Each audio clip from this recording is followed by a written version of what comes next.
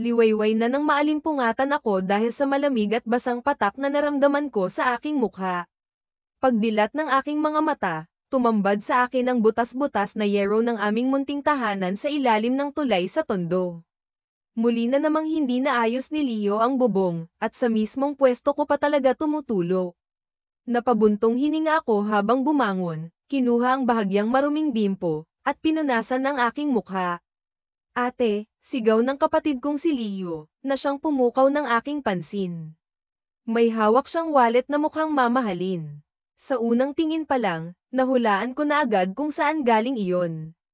Huwag kang mag-alala, ate. Hindi ko ito ninakaw, agad niyang paliwanag nang makita ang kunot sa aking noo. Ibinigay ito sa akin ni Bogart. Siya ang kumuha nito mula sa isang lalaki sa labas ng eskinita. Bagamat nakatira kami sa ilalim ng tulay, hindi ibig sabihin na wala kaming dangal. Oo, mahirap lang kami, pero may prinsipyo pa rin kami sa buhay. Hindi ko hahayaang masira iyon. Totoo ba yan, Leo? Siguraduhin mo lang, dahil kapag nalaman kong ikaw ang nagnakaw niyan, ibibitin kita ng patiwarik sa tulay, babala ko sa kanya. Oo nga, ate, lagi naman akong may baon at pambili ng pagkain, di ba? Kaya bakit pa ako magnanakaw? Saka, ate, ayoko rin na ako ang magsoli niyan. Baka isipin nila ako ang kumuha, paliwanag niya, halatang nag-aalala. Napabuntong hininga ako at kinuha ang wallet mula sa kanya. Nang buksan ko ito, tumambad sa akin ang sandamakmak na pera at mga card. Napalunok pa ako nang makita ang larawan ng isang gwapong lalaki, marahil ito ang may-ari ng wallet. Saan mo nga ulit nakita ito? Tanong ko. Sa labas, ate, malapit sa eskinita. Nakasuot siya ng itim na damit, sagot ni Leo. Kahit hindi pa ako naghihilamos, lumabas na ako ng bahay. Sa makipot at mamasamasang eskinita, naglakad ako na parang siga hanggang sa makarating sa labas. Totoo ang sinabi ni Leo, may isang gwapong lalaki na naroon, kausap ang isang magandang matanda. Mukha silang mayayaman, base sa kanilang kutis at kasuutan. Pero ang nakakapagtaka ay kung ano ang ginagawa nila sa lugar na ito. Sa pagkakaalam ko, ang mga kagaya nila ay bihirang mapadpad sa ganitong lugar. Lalapit na sana ako upang ibalik ang wallet, pero tila nagbabangayan pa sila. Margaret, alam mo naman na mas gugustuhin kong mag-asawa ng simple lang kaya kay Sofia, right? Hindi mo alam ang ugaling taglay ng babaeng iyon. Siya lang ang nababagay sa akin at wala nang iba. Tara na sa engagement party bago pa magtaka ang mga tao, sabi ng lalaki. Boss, pasensya na po, pero hindi ko po kaya, Ethan, sagot naman ng babae. Kailan ka pa naging pasaway, ha? Para ito sa ikabubuti nating lahat, ang pagpapakasal sa kapwa mayaman, mahinahong sabi ng matandang babae, ngunit dama ang bigat ng kanyang mga salita. Alam ko po iyon, pero hindi ko matanggap kung bakit, sa dinami-rami ng babae, bakit si Sofia pa, sagot ng lalaki, may halong hinanakit sa boses nito. Dahil magkababata kayo, at dahil nakikita namin na mabuti siyang tao, tugon ng ginang, puno ng paninindigan. Napakamot ako ng ulo, hindi makapaniwala sa mala-telenobelang eksena sa harapan ko. Paano mo nalaman na makakabuti siya sa akin, La? Wala ka namang alam sa pagmamahal dahil pinakasalan mo lang si Lolo dahil kailangan, sigaw ng lalaki, nag-uumapaw ang emosyon.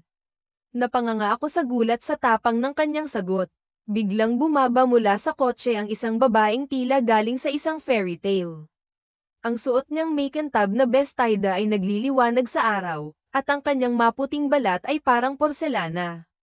Anak mayaman nga, Ethan, bakit mo ginagawa ito sa akin? Di ba napag-usapan na natin na magpapakasal tayo? Bakit kailangan pa tayong umabot sa ganito, sa mismong araw ng engagement natin, at sa ganitong lugar pa talaga, tanong ng babae, halatang pilit pinipigilan ang luha.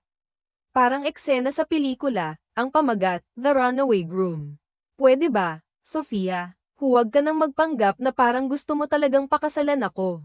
Kaya mo lang naman ako gustong makuha dahil sa yaman ng pamilya namin, hindi ba? Sagot ni Ethan, puno ng galit at pagkadismaya. Hindi totoo yan, mariing tanggi ni Sofia, ngunit ang kanyang mga mata ay naglalaro, halatang hindi siya sigurado sa sarili niyang sagot. Tama, singit ko, hindi na napigilan ang sarili sa harap ng drama nilang tatlo. Tiningnan ako ng masama ni Sofia, ngunit hindi ko iyon ininda. Apo, Ethan, sumama ka na sa engagement party. Nakaayos na ang lahat, pakiusap, huwag mo nang dagdagan ang kahihiyan natin, pakiusap ng matanda, halata ang pagod at pagkabigo sa boses nito. Hindi ko magagawa yan, Margaret. Pasensya na, pero mas gugustuhin ko pang mag-asawa ng taga-squatter kaysa pakasalan ang masamang babae na yan, madiing sagot ni Ethan, na sinuklian ko ng isang thumbs up. Nasaktan ang matandang babae sa narinig, kaya nag-walkout ito. Nagkatitigan kami ni Ethan. Sa isang iglap, hinawakan niya ang braso ko at bigla akong hinalikan. Ang bango ng kanyang hininga, parang bagong mouthwash. Dahil dito, hindi ko napigil ang suklian ng halik niya ng mas matamis. Anong ginagawa mo, Ethan? Bakit mo hinalikan ang basurang yan? Sigaw ni Sofia, kitang-kita ang galit sa kanyang mukha. Basura, makabasa ka naman, di ba? Buti nga ako, likas na, samantalang ikaw, nagtatago sa malinis na trash can, sagot ko, na ikinapula ng mukha ni Sofia sa inis. Babae, will you marry me? Tanong ng lalaki habang bigla siyang lumuhad sa harapan ko, hawak ang isang kumikislap na singsing. Napakaganda nito, at sa halik na kanyang ibinigay, parang nawala ang lahat ng duda ko. Oo naman, sino ba ako para tanggihan ka? Sagot ko habang nakangiti, ngunit dama ang kaba sa puso ko. Ethan, nababaliw ka na ba? Mas lalo mo lang pinapahiya ang pamilya mo, lalo na si Margaret, sigaw ng matandang babae, halatang galit na galit. At sa tingin mo, hahayaan ko siyang diktahan ang buhay ko. Margaret, wala ka nang magagawa, sagot ni Ethan, puno ng tapang, habang mahigpit niyang hinawakan ang kamay ko. Hindi pa rin umaalis ang matanda, nakatayo lang siya at nanunood. Napahiya ako bigla nang mapansin niyang wala akong sapin sa paa. Ang tingin niya sa akin, mula ulo hanggang paa, ay puno ng pagkadismaya. Kapag pinakasalan mo ang babaeng yan, Ethan, sinasabi ko sa'yo, wala kang makukuhang yaman sa akin. Si Sofia lamang ang babaeng gusto namin para sa'yo, madiing sabi ni Margaret, ang boses niya ay parang nagbabanta. Ramdam ko ang bigat ng mga salita niya, at napansin ko rin ang bahagyang paninigas ng katawan ni Ethan.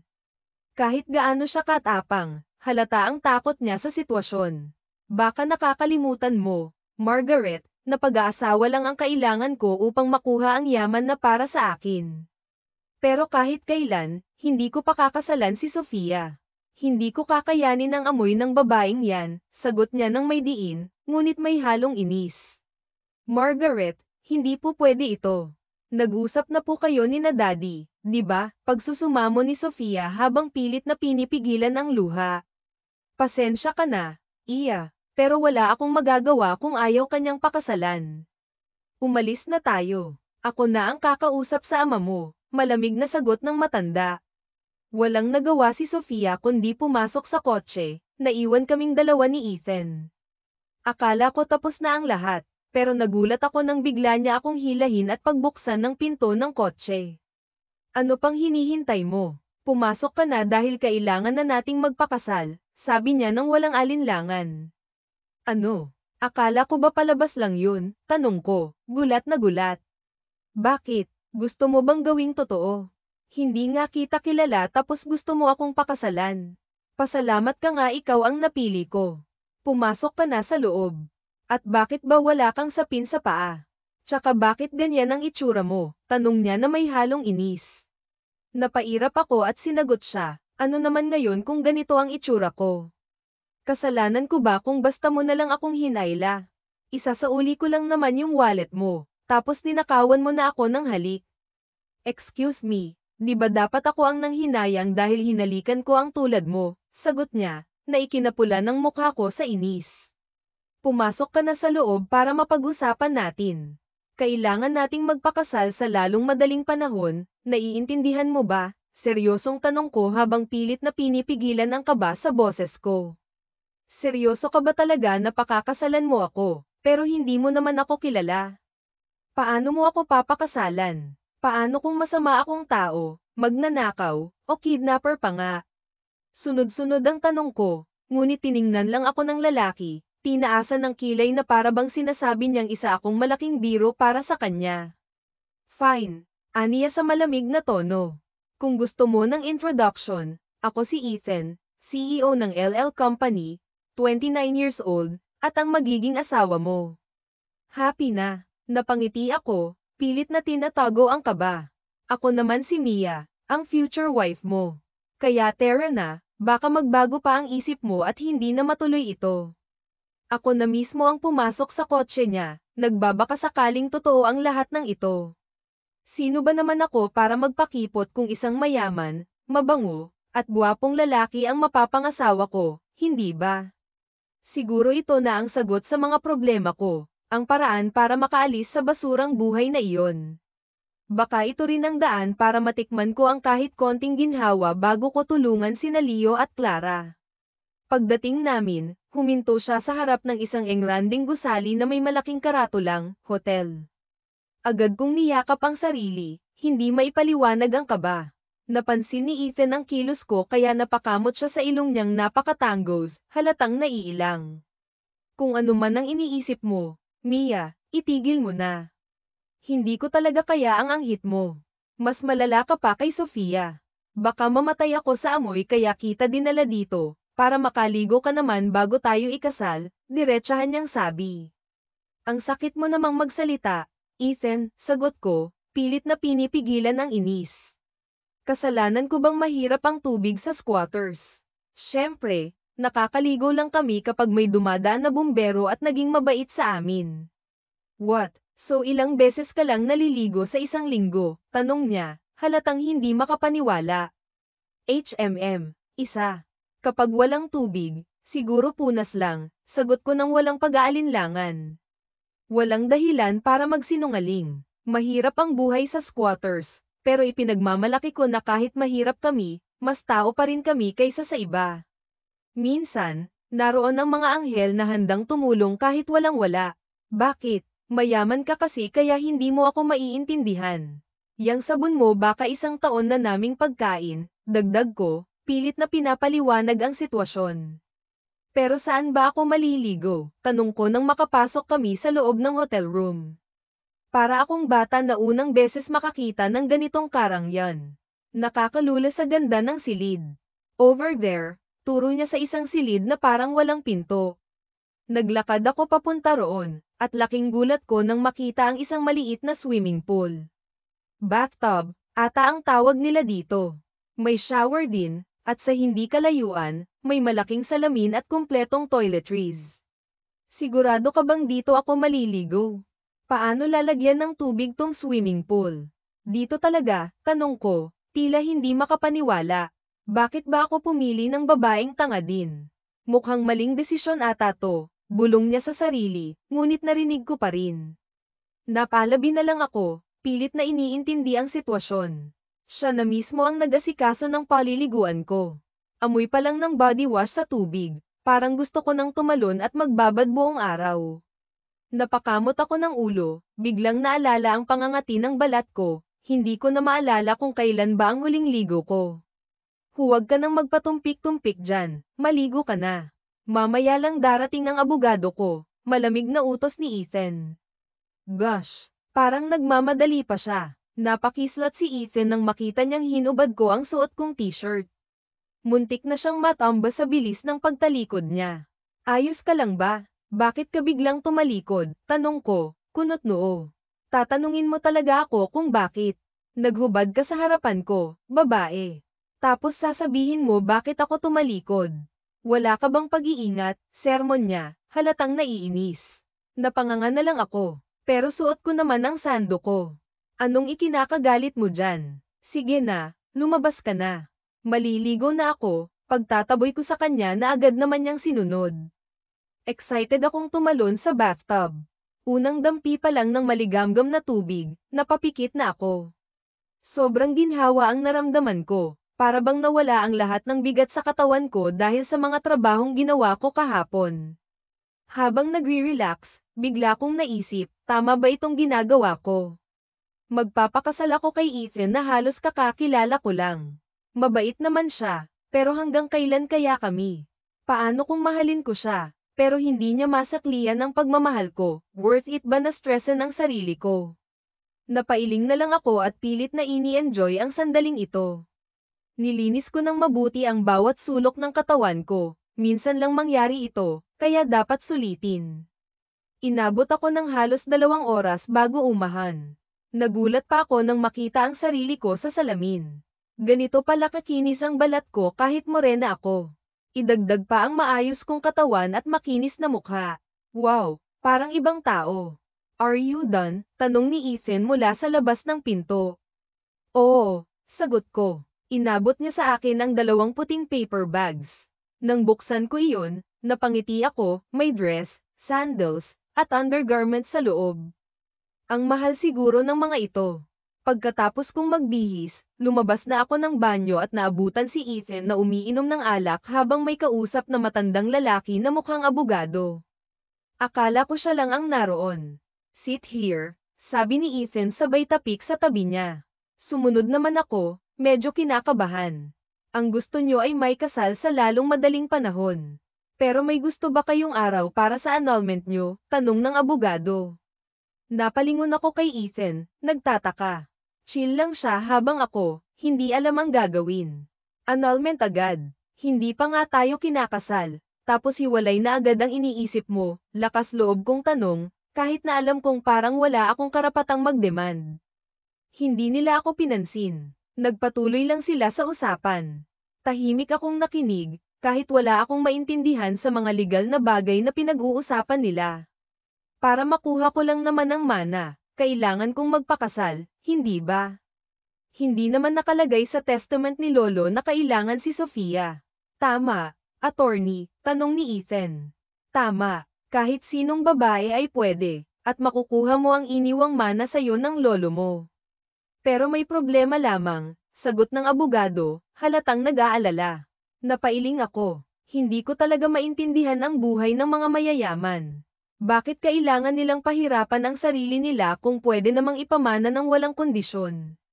Ano yun, attorney? Kailangan mong sabihin lahat ng kondisyon ni Lolo para alam ko kung ano ang gagawin ko.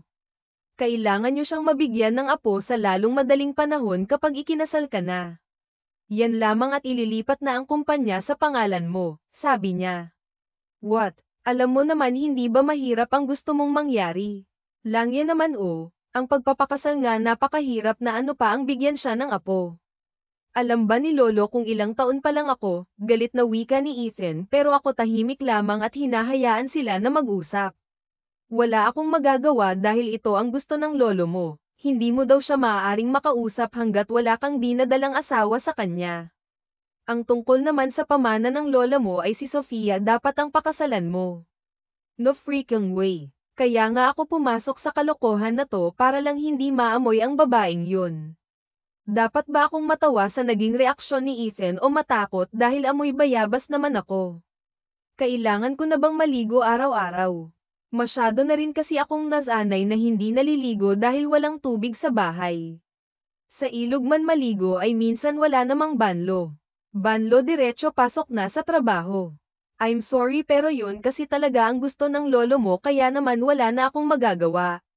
Pag-isipan niya na munang mabuti ang gagawin niyong pagpapakasal dahil hindi rin ito biro. Magpapakasal kami ngayon kaya nasaan na yung marriage contract na pinagawa ko, sumunod ang matandang abogado at kinuha ang isang folder. Pinanood ko lamang si Ethan na buksan yun at basahin hanggang sa kumuha siya ng ballpen at pirmahan yun. Sumunod niyang ginawa ay inabot sa akin kaya nagtaka ako. Nagtatanong ang mga mata ko at nagpaling-galing sa folder na tangen ko at sa kanya. Anong hinihintay mo? Pirmahan mo yan kung gusto mo akong mapang-asawa pansamantala. Utos niya kaya naman ginawa ko ang ginawa niya. Habang pinipirmahan ang marriage contract, nakakaramdam ako ng kaba. Tama ba itong ginagawa ko? Pinapahirapan ko lamang ba ang sarili ko? Congratulations! So, kailan nyo balak maghiwalay? Ay, hiwalay agad. Hindi pa nga kami nakakapag-honeymoon tapos hiwalay na. Ano? Bang katanghalian, umalis na ang matandang abogado. Naiwan kami ni Ethan dito sa loob ng malaking living room, nang magkatabi sa sofa at hindi nagkikibuan. Ngunit kung mananatili kaya akong ganito, ay may malalaman kaya ako. Kaya kahit nakakakaba, pinilit kong tumikim upang makuha ang atensyon niya. Hindi ko kasi maintindihan kung bakit kailangan nating maghiwalay. Ano ba ang meron sa ganito? Are you for real? Sa tingin mo ba magpapakasal ako ng ganoon kadali? Ang kasal natin ay kontrata lamang at kailangan nating maghiwalay kapag nakuha ko na ang mana ko. So, paano naman ako? Yeah, right. Wala pa niyang gana kaya naman nakaramdam ako ng inis. Babayaran kita ng 1,000,000 kapag nakuha ko na ang mana ko. Kung hindi pa yun sapat, kailangan nating mag-anak. Ako na ang bahala sa bata. Ayoko nga, hindi na nga ako lumaki sa pamilyang buo, tapos pati ba naman sa magiging anak ko. Kung alam ko lang na magiging ganito pala ang letseng kasal na to ay hindi na ako pumayag, inis na wika ko sa kanya. Ano bang tingin niya sa akin? Baboy na pwede niyang anakan lang. Hindi ako makakapayag. Lumaki ako na iniwan ng sarili kong ina dahil sumama ito sa lalaking mabibigyan daw siya ng magandang buhay, samantalang ang ama ko naman ay namatay dahil sa sakit sa kidney dahil sa katakawan nito sa alak. Kaya naman naiwan ako sa pangangalaga ng swapang kong sahin habang naiwan din sa akin si Leo, anak ng ama ko sa kiraida niyang mukhang puwet ng kaldero. Kaya kung inaakala ni Ethan ay hahayaan kong ganoon na lamang ang magiging buhay niya sa akin, Wes, nagkakamali siya. Nasa kama na ako, pupunta pa ba ako sa banig? Gagawin ko ang lahat upang umibig siya sa akin dahil hindi lamang pera ang habol ko, kundi kumpleto at masayang pamilya. Yun ang usapan. Kaya kita dinala dito, di ba? Kapag nakuha ko na ang mana ko ay pwede ka nang umalis. Yun naman ang nararapat na mangyari dahil biglaan lang din ang kasal na to. Huwag kang mag-alala. Habang nandito ka sa poder ko, hindi kita pababayaan. Dapat lang naman na hindi, di ba? Kasi asawa mo ako, so sagot mo ako. Saka ikaw ang bahala sa akin. I know. Kaya pack your things dahil dito ka na sa kondo ko titira simula ngayon, please. Tandaan mo lang to, ha? Huwag na huwag kang mai-inlove sa akin dahil hindi kita masasalo. Huwag kang mag-alala kasi hindi ko naman hahayaan na mahulog ako sa'yo tapos ikaw hindi naman ako gusto. Siyempre mauuna ka muna bago ako, Ethan. Sabihin mo sa sarili mo yan at hindi sa akin. Okay, nangunguyakoy, let's see, pa? Bago kami nagtawanan na parang baliw, kahit na kanina lamang kami nagkakilala. Pinag-usapan din namin ang tungkol sa mga bagay-bagay, lalo na ang pagsasama namin sa iisang bubong. Madali lang naman ang nais niya, ngunit hindi ko alam kung kakayanin ang powers ko. Kinabukasan, maaga kaming bumiyahe paalis ng hotel na yun at dumating kami agad sa luxury hotel dito naman sa May Cavite. Nakakalula ang taas ng building kaya naman hindi ko maiwasan ang mapanganga dahil namamangha ako, lalo na nang malaman ko na siya din ang may-ari nito. Ano bang tinatanga-tanga mo dyan? Tara na sa loob nang makapili ka na ng silid mo, Deka. Bakit silid ko? Hindi ba tayo magtatabi sa iisang kama? Di ba mag-asawa tayo? What the hell, woman? Sa papel lang naman tayo mag-asawa. Kaya bakit tayo magtatabi sa kama? Ganoon. Saan bang silid ko dito? Pag-iiba ko pa ng usapan dahil napahiya ako doon. Pero kung gusto mo naman, pwede naman tayong magkatabi sa kama kung gusto mo lang naman. Pero may isang kondisyon, tumaas ang kilay ko dahil sa naglalaro niyang mga mata. Kailangan mong maligo araw-araw at 3 times a day dahil hindi ka lang amoy sibuyas, kundi pinaghalong sibuyas at bayabas. Sad. Pumanhik ka na sa silid na yun at magbabad ka sa bathtub na may Clorox, hiyaw niya at dumiretso pa talaga sa living room ng kondo niya. Dali-dali na rin akong pumasok ng silid at nag-lock. Bigla kasi akong kinabahan, lalo na nang magkatitigan kami. Kapal naman ang mukha mo para sabihan akong ganyan. Hoy, para sabihin ko sa'yo naliligo din naman ako. No, burr ako kahit hindi naman talaga totoo yun upang hindi na hamaba ang alitan naming dalawa. Pumasok na ako sa silid na napili ko. Hindi na ako nagulat nang makitang napakaganda ng loob. May sariling banyo na rin at teresa kaya naman kita ko ang naglalakihang building mula dito. Napangiti ako ng malapad nang mapagtanto na ito na siguro marahil ang solusyon upang umalis na sa dating buhay na iyon. Ito na rin ang simula ng pagbabago ng buhay ko, kahit pansamantala lamang ang kaligayahan. Magiging mabuting asawa ako kay Ethan. 6:00 na ng gabi nang magising ako dahil sa mabangong amoy. Pupungas-pangas pa akong naglakad patungo sa labas ng silid ko nang maabyutan ko si Ethan na nakasuot ng Hello Kitty na apron.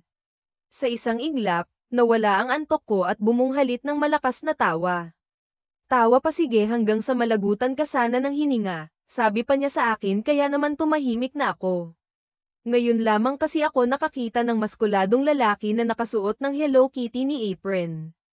Hindi ka naman biro, Ethan. Masyado ka namang seryoso kaya siguro ang aga mo ring tumanda. Shut up at manghila ka muna bago ka humarap sa pagkain. Nakakahiya naman sa iyong mukha. Wala ka atang alam sa pagluluto dahil tulog mantika ka, eni pa. At natulala ako nang nilapag niya ang niluto niyang sunog na itlog at hotdog.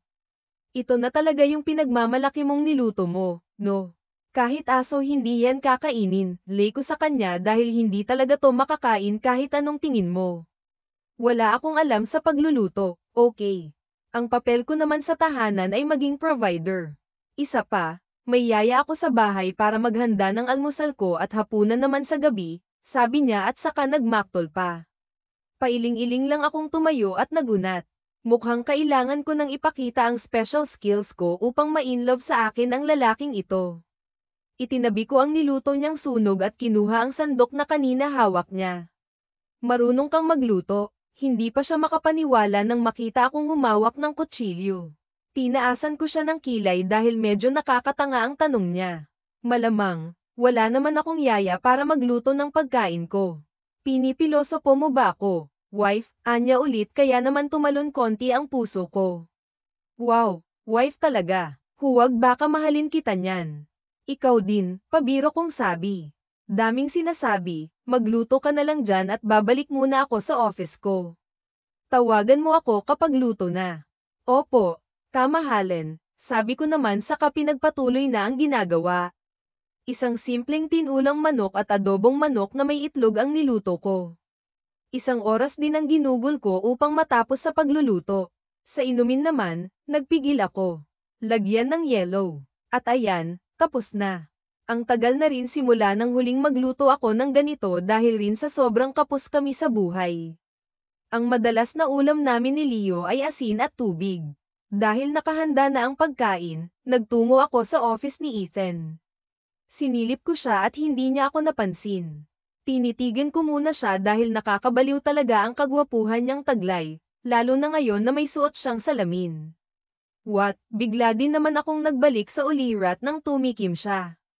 Tumayo na ako ng maayos at nilakihan ng bukas ng pintuan.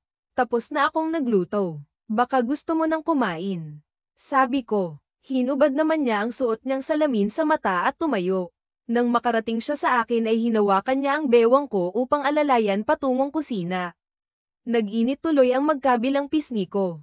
Wow, ikaw ang nagluto nito. May silbi ka naman pala kahit papaano, sabi niya kaya nawala ang kilig ko sa inis. Tinapak ko ang kamay niya at lumayo. What? Nagtatampo ka na agad sa akin, wife. Di ba dapat magpasalamat ka kasi pinuri kita? Tigilan mo ako, Ethan, baka ngayon palang lumipad ka na palabas ng kondo mo kung ayaw mong kumain, I'd. Huwag kang kumain, inis kong sabi. I like it, sabi pa niyang muli habang kasalukuyan kaming kumakain ni Ethan. Muntikan pa nga niyang maubos ang sinaing kong kanin.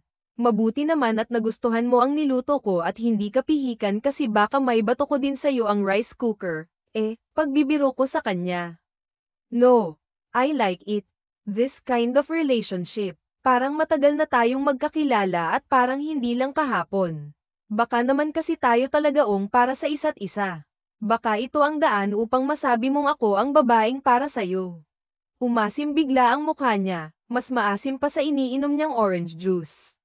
Hey, don't show like that dahil ang usapan ay usapan lamang. Okay, ayokong magkaroon ng awkwardness sa pagitan natin. O sige, kung yan ang gusto mo. Wala naman akong magagawa dyan, sabi ko at tinapos na ang paghahapunan namin dahil baka may bato ko pa sa kanya ang hawak kong kubyertos. Hindi naman ako nasaktan sa sinabi niya dahil alam ko naman na mahuhulog din siya sa akin.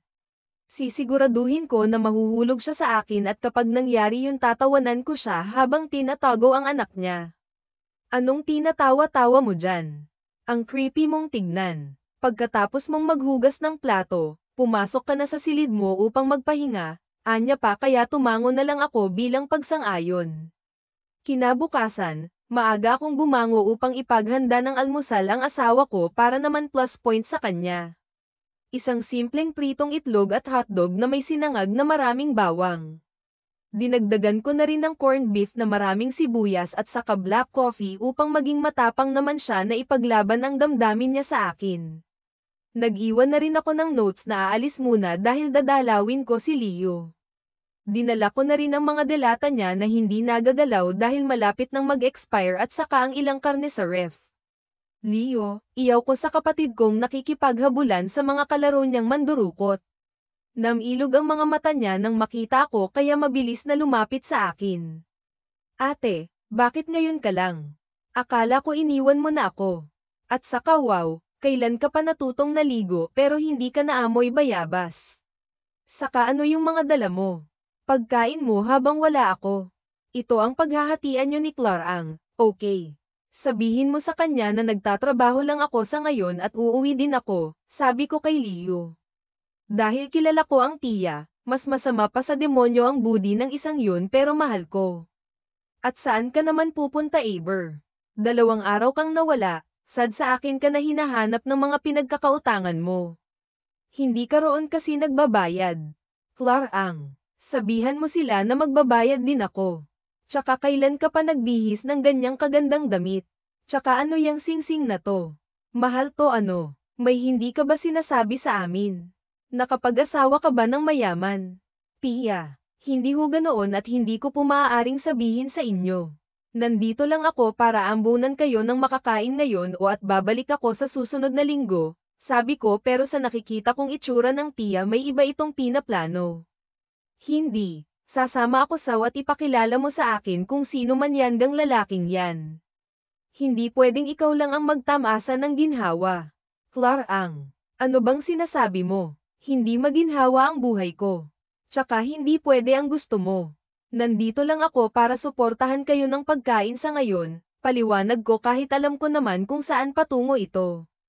Tulad nga ng inaasahan ko ay tumalim ang mukha niya dahil sa galit. Ito ba ang isusukli mo matapos na makaangat ka ngayon? Ikaw lang ang tatamasahin ilend mo. Ambunan mo naman ako sad. Mas bagay sa akin ang suot mo at saka gusto ko ipakita sa mga kaaway ko dito na mas maganda ako. Gusto ko kung ano yung bag na limited edition saka iPhone. Clarang, tama na ho. Kahit anong sabihin mo hindi po kita isasama. Hindi maaari dahil hindi naman po ako nag-asawa, sinungaling. Mabuti pa bigyan mo na lang ako ng 1 milyon. Mabuti pa yun at kahit na huwag ka nang bumalik ate. Sige na umalis ka na. Bumalik ka sa susunod na araw ate ha. Dalhan mo ako ng Toblerone, sabi pa ng KD ko kaya naman mabilis na akong umalis sa squatter na yon. Sa ngayon, kailangan ko na munang tatagan ang loob ko upang maalis ang kapatid ko sa buhay na iyon upang makapasok siya sa eskwelahan at makapag-aral sa kursong gusto niya. Pinunasan ko ang mga luha ko dahil alam kong kaya ko ta. Alam ko rin na ito na ang umpisa upang maayos ang buhay namin. Makalipas ang 1 linggo na pananatili sa pewder ni Ethan hindi madali dahil mulang aso't pusa kami, lalo na kapag linisan ko ang usapan sinubukan ko naman na palaging maligo ngunit nakakalimutan ko dahil abala kong pagsilbihan siya ngayong araw naman ay solo ko ang buong bahay kaya naman paghilata ang ginawa ko at panonood ng movie sa malaki niyang TV mamaya pa raw ng gabi ang uwi niya dahil may business meeting siya sa 4 na kliyente. Hindi ko alam ang tungkol sa ganoong bagay kaya naman tikom lang ang bibig ko at sinang-ayunan siya subalit habang abala ako sa panonood bigla na lamang tumunog ang doorbell nagtaka ako nung una dahil ang sabi niya ay late na itong makakauwi ngunit nabura ang iti ko na makilala kung sino ta. Nasaan ang fiancé ko? Yan ang bungad sa akin ng babaeng nakaaway ni Ethan, ang fans niyang amoy sibuyas. Bakit mo naman hinahanap ang asawa ko? Wala siya dito dahil nasa trabaho siya upang buhayin ako. Ang kapal talaga ng mukha mo, no? Squammy para magpakasarap ka sa kayaman na hindi naman sayo. Kung ako sayo magbalot ka na dahil di ka rin magtatagal sa buhay ni Ethan talaga ba? Kwento mo nga sa pagong. Bakit hindi ka pa sumusuko ha? Hindi mo ba alam na ang sagwa sa babae ang desperada? Habol ng habol sa lalaking hindi ka nga gusto. Bakit hindi mo nalang tanggapin na ako na ang asawa niya at hindi ikaw? Ang kapal din talaga ng mukha mong squam, no? Binihisan ka lang ng konti akala mo na kung sino mukhang hayop ka. Ako pa rin ang papakasalan niya sa huli kaya naman kung ano pa yang nasa isip mo na mamahalin ka niya huwag ka nang umasa. Wala akong pakialam kung hindi niya ako mahalin pero hindi kami maghihiwalay para hindi siya mapunta sa'yo, nakangisi kong sabi na mas lalong nagpap sa mukha niya.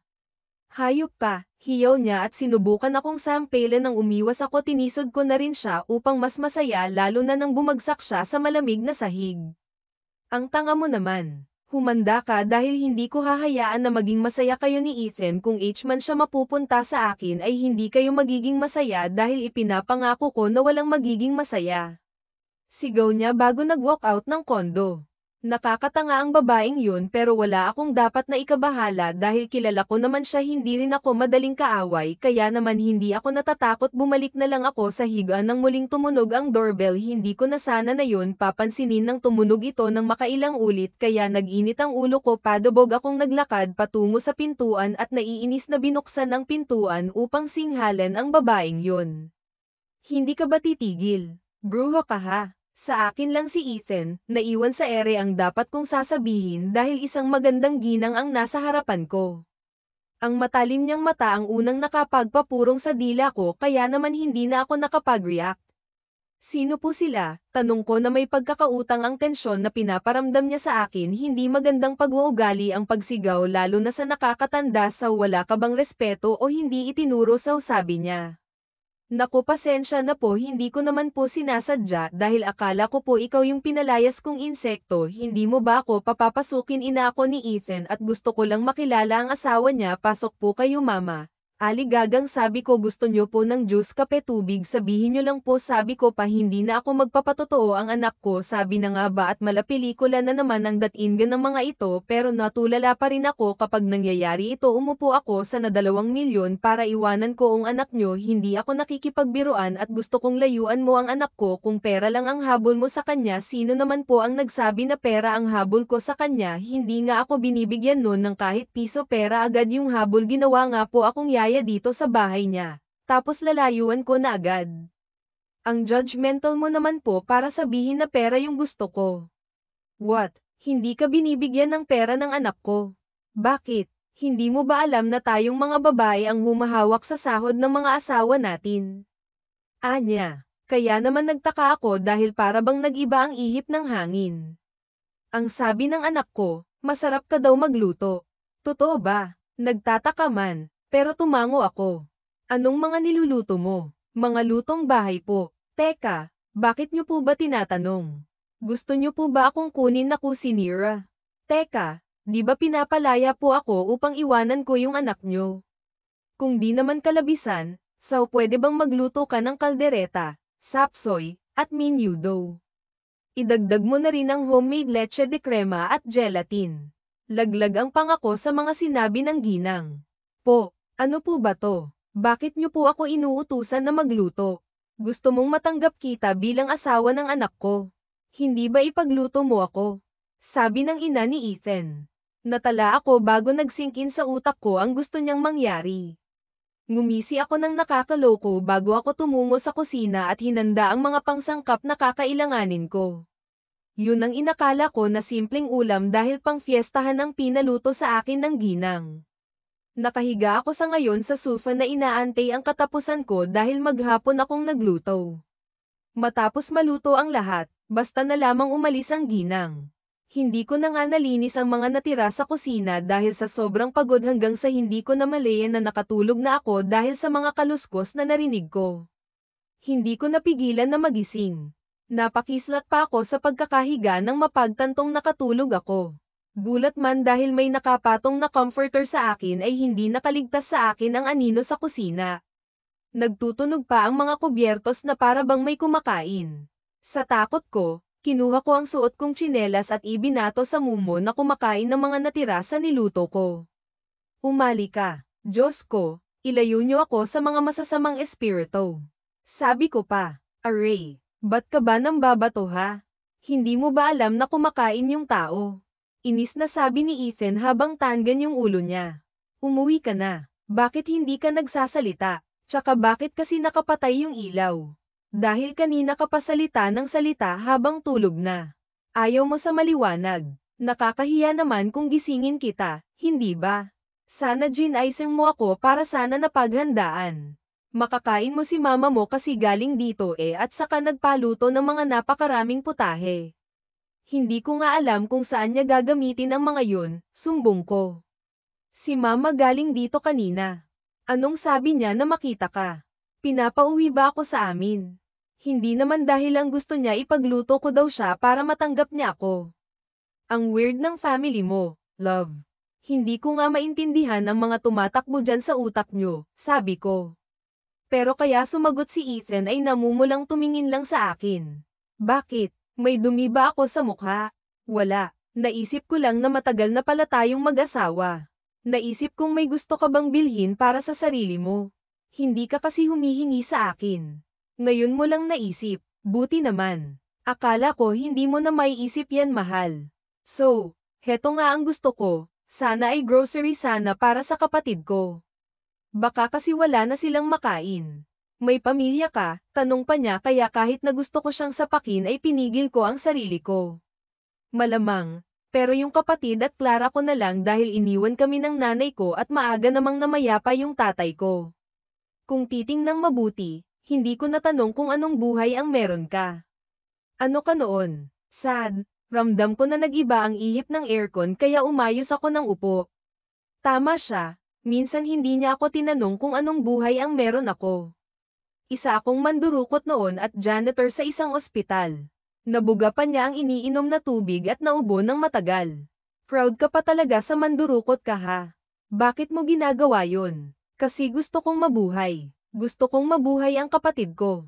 Sa tingin mo ba kung hihingi kami ng pagkain sa mga tao dyan sa nakakasalubong ko o sa mga mayayamang tao, bibigyan kaya kami? Bata pa ako noon at wala akong alam kung paano ko bubuhayin yung kapatid ko kaya naisip ko yun. Nabago ako at nagtrabaho ng marangal. Pagsasadula ako kahit na nakaramdam ako ng paninikip ng dibdib ko. Hindi naging madali ang buhay ko at hindi talaga lalo na't bitbit ko pa si Leo. Pero gusto kong makasurvive sa hagupit ng mundo kaya nakipaglaban ako upang mabuhay lang. I see. Heto, inilapag niya ang isang debit card. Alam ko yun dahil pinagmamalaki yun ni Pikangkang sa akin, ang payroll card niya noon. Seryoso ka ba? Hindi naman 1,000 ang laman nito. Hindi ba pwede din ba akong kumuha ng pambili ng damit ng kapatid ko? Yeah, it's all yours. Gastusin mo sa kung anong gusto mong gastusin. Sa sobrang galak ko, nayakap ko si Ethan ng mahigpit. Paulit-ulit akong nagpasalamat dahil mabibili ko na ang mga gusto ni Leo. Sinabi mo yan mahal ha, hindi talaga ako magtitipid. Makikita mo, yeah wife, bilhin mo ang gusto mong bilhin at hindi naman kita pagbabawalan, but please, pwede ka na bang umalis? Nakakandong ka na kasi sa akin at ramdam ko na ang malapader mong hinaharap. Ah. Anong pader? Kailan pa ako naging pader ha? Ininis kong tanong dahil nilalay niya ako, subalit laking gulat ko na makita ang mukha niyang namumula ngayon habang nakatingin sa ibang direksyon. Nakaisip tuloy ako ng kalokohan upang makabawi man lang sa mga masasakit niyang sinabi sa akin kaya naman mas lalo kong dinaikit sa kanya. Hey! Gusto mo bang magdugo ang ilong ko sa pader na yan ha? Talaga ba? Pader? Sure ka? Sige nga love, sabihin mo sa akin kung pader. Tudyo ko sa kanya pero ako din ang umatras nang makita ko kung paano nagdilim ang mukha ni Ethan. Stop teasing me, mahal at pumasok ka na sa silid mo. Hindi mo gugustuhin kapag nagalit ang ahas na tuklo sa'yo. Bakit? Aalis na nga lang ako. Okay. Hindi mo naman ako kailangang tignan ng ganyan, naiilang na ako lalo na naghigpit niya ang yakap sa bewang ko at hindi na ako makagalaw ng maayos. Ethan, bitawan mo na ako. Parang humihigpit na kasi ang yakap mo sa akin. Baka naman hindi mo na talaga ako bitawan yan. Baka naman na in love ka na sa akin. Ikaw din. Paano kung nahuhulog na ako? Sasaluhin mo ba ako? Paano kung ayaw ko nang ituloy ang plano ko at gawin itong official? Papayag ka ba? Paano kung sabihin ko sa'yo na may nararamdaman na ako, maniniwala ka ba? Huwag mo nga akong lokohin, walang yaka. Hindi mo alam kung gaano ako umaasa na totoo yan. Kung gagawin mo lang naman to para makuha ang mana mo, tutulungan naman kita, alam mo naman yan di ba? Pumayag ako sa planong to, sabi ko dahil ayokong umasa. Kailangan muna niyang maunang mahulog sa akin bago ako dahil baka sa huli ako lamang yung masaktan. Hindi kita niloloko, Mia. Can we start over again? Loko kanta kaya yan. Lakas naman ng amats mo talaga, ano? Tsaka ako tumawa upang mabawasan ang pagkailang ko sa nangyayari ngayon dahil ayoko talagang tuluyang mahulog sa kanya, Mia. Seryoso ako dito. Okay. Huwag mo naman ako pagtawanan dahil ngayon lamang ako naglalakas loob upang maging totoo sa nararamdaman ko, pero ikaw ang nagsabi na huwag kitang mahalin di ba? Kasi kung bibigyan mo ako ng dahilan ngayon, sa tingin mo ba mapipigilan ko pa ang damdamin ko sa'yo? Lakas loob kong sabi sa kanya. Bahala na kung anong isipin niya tungkol sa akin. Ngunit kung ganito rin naman ang pag-uusapan, gusto kong malaman ang totoo. Gusto kong tumaya kahit sa maliit na tsansa ko, Mia. I like you. Ayoko ng like. Okay gusto ko ng love. What? Hindi ka naman masyadong demanding. Ano papunta na din doon yun, pero ang mahalaga ngayon gusto nakita at ayokong maghiwalay tayo. Anong kalokohan yun? Like mo ako, gusto ko love, tsaka mo na aminin sa akin ulit kapag love mo na ako. Bitawan mo na ako dahil kailangan ko nang maghugas ng mga ginamit ko kanina. Sinubukan kong tumayo mula sa pagkakaupo sa kandangga ni Ethan subalit ayaw niya akong pakawalan kaya naman nagtataka akong tumingin sa kanya. Bitawan mo na ako dahil kailangan ko nang maghugas ng mga ginamit ko, tapos na ang lovang-lovang natin at pag-usapan na lang natin ulit kapag mahal mo na ako. Wow! Bakit mo ba ako pinapahirapan? Nareklamo niya kaya naman hindi ko napigilan na magtaas ng kilay. Excuse me, paanong pinapahirapan kita? Ikaw kaya ang nagsabi na like mo ako at hindi love di ba? Dapat ako yung masaktan dahil pinapaasa mo ako. Paano kung mabura bigla yung like mo na yan? Paano na ako di love nakita nun? Asawa mo ako, okay. Hindi naman ako makikipaghiwalay kaya naman may karapatan ka sa akin. Wala akong pakialam kahit kasal pa tayo. Basta ang gusto ko love mo muna ako bago ka umamin ulit. Bitaw na at marami pa akong gagawin. Ayaw pagmamatigas pa rin niya kaya naman hindi ako makaalis. Bitaw na nga kasi. Ano ba, Ethan? Nakikiliti na ako. Hiyaw ko nang isiksik niya ang mukha sa leeg ko. May kaliitan kasi ako kaya naman mukha akong bata sa kandanggan niya. Kiss muna at saka ka pa kakawalan. Hindi nga sabi pwede. Kasi hindi mo ako love. Dali na dahil alam kong uhaw ka sa labi ko kaya naman binibigyan kita ng permiso na halikan ako. Ngumuso pa ang loko kaya naman hindi ko napigilan ang bumunghalit ng tawa. Ethan, bitaw na kasi please, huwag mo na akong ikulong sa bisig mo dahil like mo lang naman ako. Kung gusto mo ng kiss, dapat love mo muna ako. Kiss na dali, ayaw isa lang Mia at saka asawa mo naman ako okay. Asawa mo ako, kiss na bago pa magbago ang isip ko. Gigil na sabi niya habang ako heto tinatawanan lamang siya pero hindi ko na rin kinaya ang kakulaitan ni Ethan kaya naman hinalikan ko na siya ng mabilis sa labi subalit hindi ko inaasahan ang kanyang ginawa nang biglang hapitin ang batok ko at silin ako ng mapusok na halik. Sa aking pagkabigla, hindi ko inaasahan ang paglalim ng halikan namin hanggang sa makalimutan ko kung anong pinag-aawayan namin kanina. Pwede pa bang ulitin? Anya nang mapaghiwalay ang mga labi namin sa agresibo ng halikan namin ramdam ko ang pagmana ko. Sira ulo ka ba? Hindi mo ako hinalikan pinarusahan mo ako. Kapag namaga ang labi ko bukas makikita mo talaga. Kiss me again and shut up. Muling nagdikit ang mga labi namin. Mas lalong naghanap kaya naman hindi namin namalayan ng unti-unti na kaming malunod.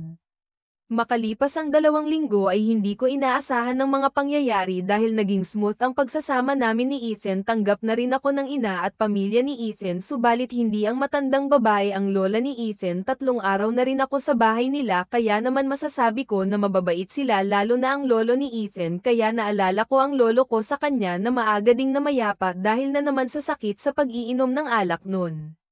Sad.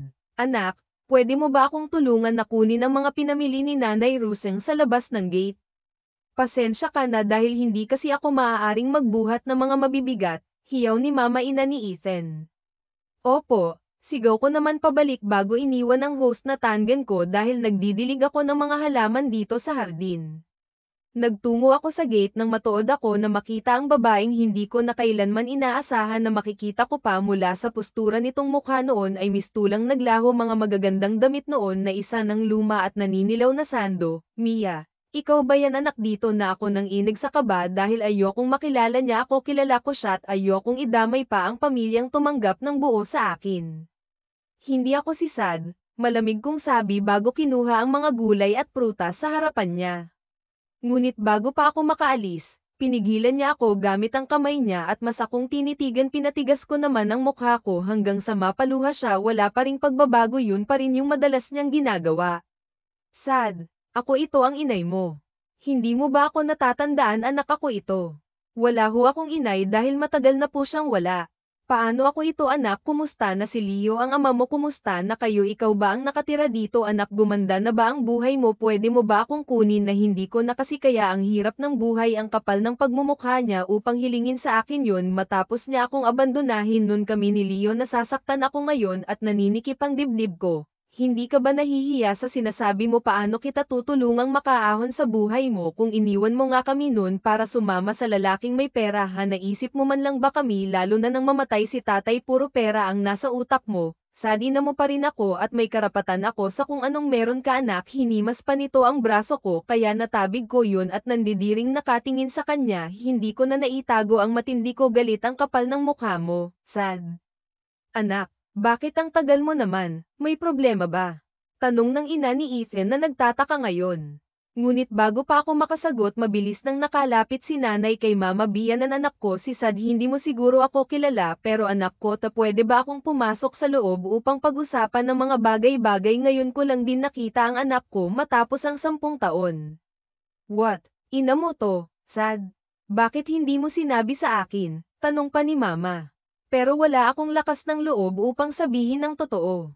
Nagkaroon kasi kami ng hindi pagkakaunawaan ng anak ko Ay halik ka sa loob ng bahay upang mapag-usapan ang gusto mong pag-usapan. Nag-aalala akong tumingin kay Mama, subalit tinapak lamang niya ang kamay ko nang makapasok sa loob. Wala akong ibang nakita kundi ang pagiging social climber ng ina ko, pati ang mga imagination niyang kayamanan. Tahimik lamang ako dahil ayoko nang lumaki pa ang gulo, subalit naputol nang marinig ko ang kakapalan ng mukha niya. Hindi na ako magpapaligoy-ligoy pa, pero pwede niyo naman siguro ako bigyan ng kaati sa kayamanan na meron ng anak ko. Hindi ba bahay, kondo at 1 milyon sa paunang bayad dahil wala ako nang ikasal siya? Hindi naman siguro kalabisan o barya lamang sa pamilya niyo yun. Nay, anong kahibangan ng pinagsasasabi mo? Nababaliw ka na ba? Anong pera ko? Wala akong pera dito para humingi kayo ng ganyan. Hindi ka na nahiya? Gigil kong sikal sa kanya. Bakit Sad? Totoo naman ang sinasabi ko. Hindi ba asawa mong anak nila, kaya naman may karapatan tayo sa pera ni. Tama na, umalis ka na at huwag ka nang babalik dito. Ang kapal ng mukha mo upang gawin to sa kanila na wala ka nga nung lumaki ako sa pesteng squatter na yan. Ang kapal ng mukha mo kaya kinakahiya kita maging ina. Hindi ko na napigilan na sigawan siya dahil sa tindi ng galit na nararamdaman ko. Ako pa rin ang nagluwal sa Sad. Makakaya mo bang hayaan ako? Kung meron ka naman, bakit ikaw kinaya mong iwan ng 10 taon na ako at isang 5 taong gulang na bata? Naisip mo ba yun? Nay, hindi ka man lang naawa, nahihiya?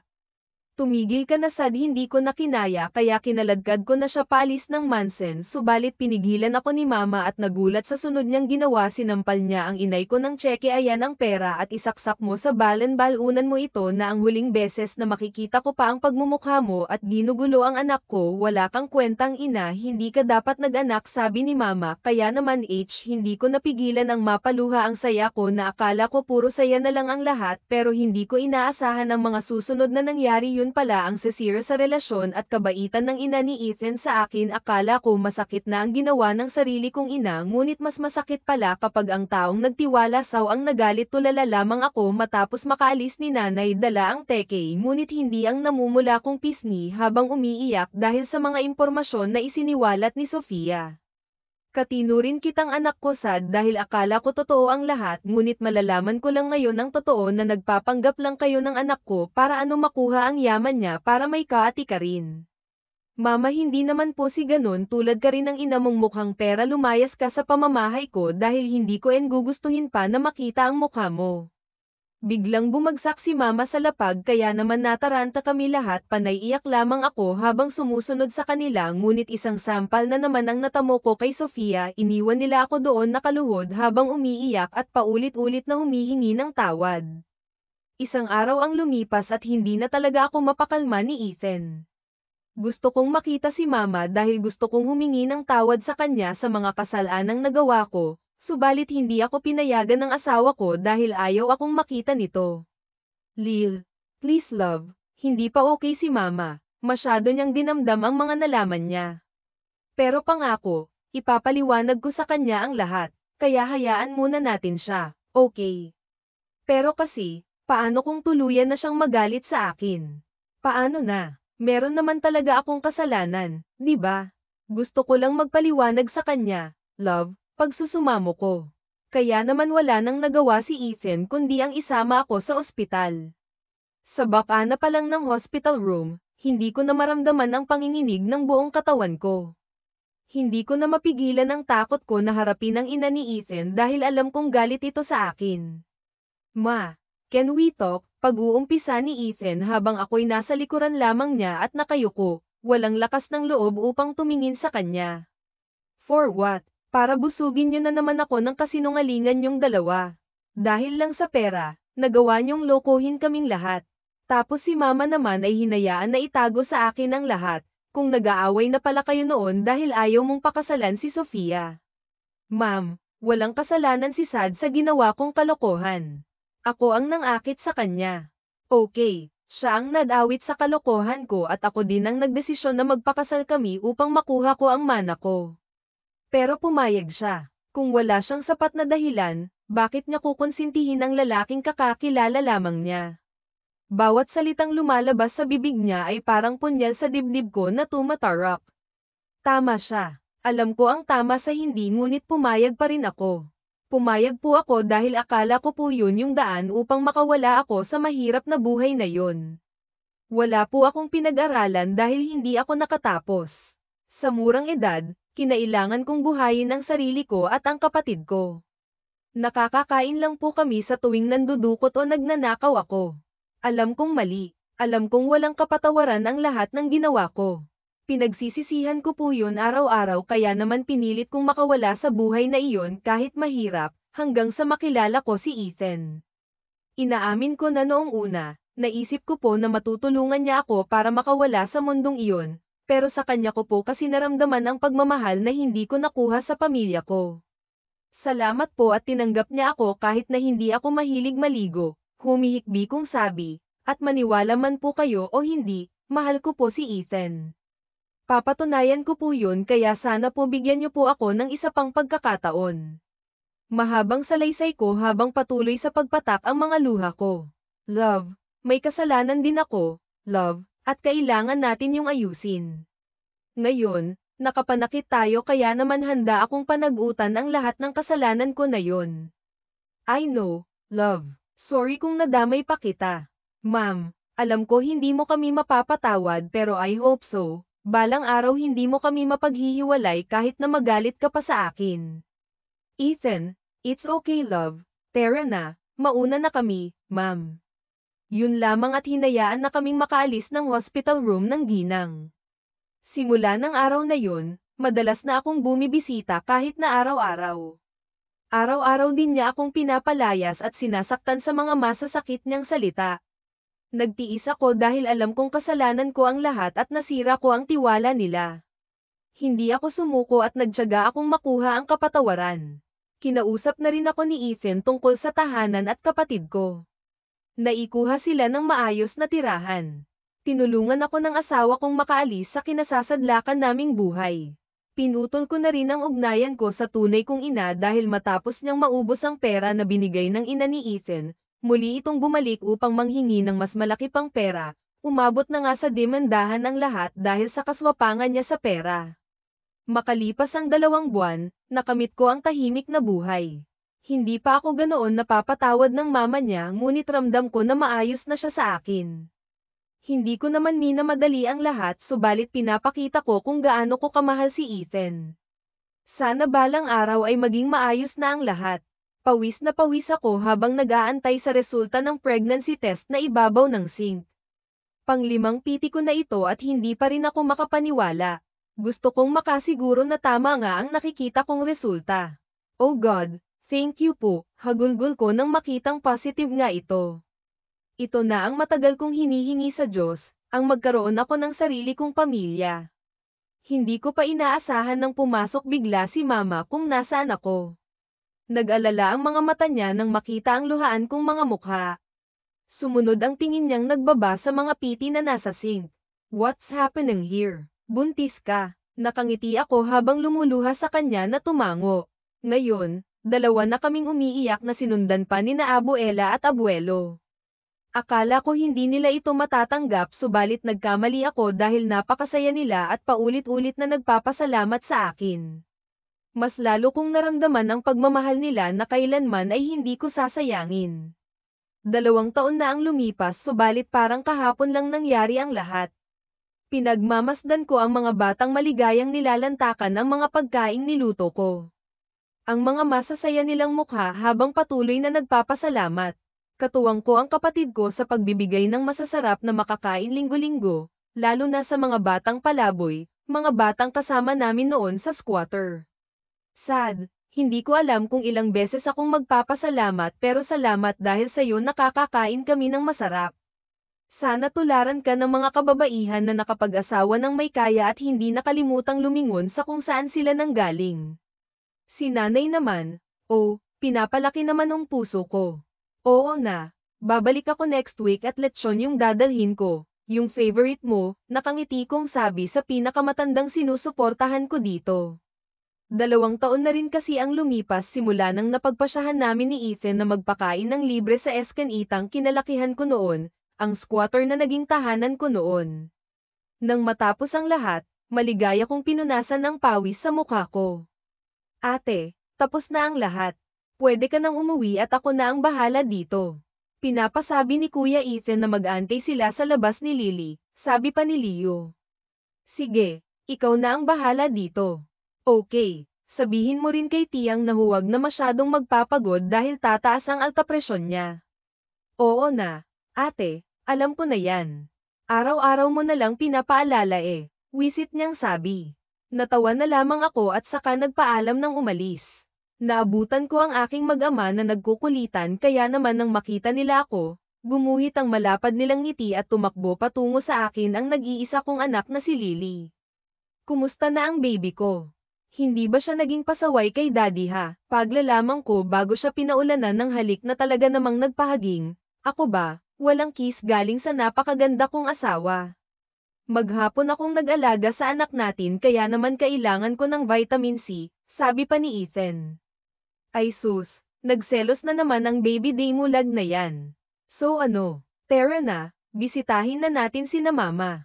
Alam kong miss na nila si Lily, kaya naman kinarga ni Ethan ang anak namin. Magkahawak kamay kaming nilakad ang patungong sasakyan. Walang katapusang tawanan sa tuwing ganito ang pinag-uusapan. Subalit may isa akong bagay na hindi makakalimutan, ito ang nagkaroon ako ng sariling pamilya. Masaya at kumpletong pamilya na matagal ko nang pinapangarap. Wakas.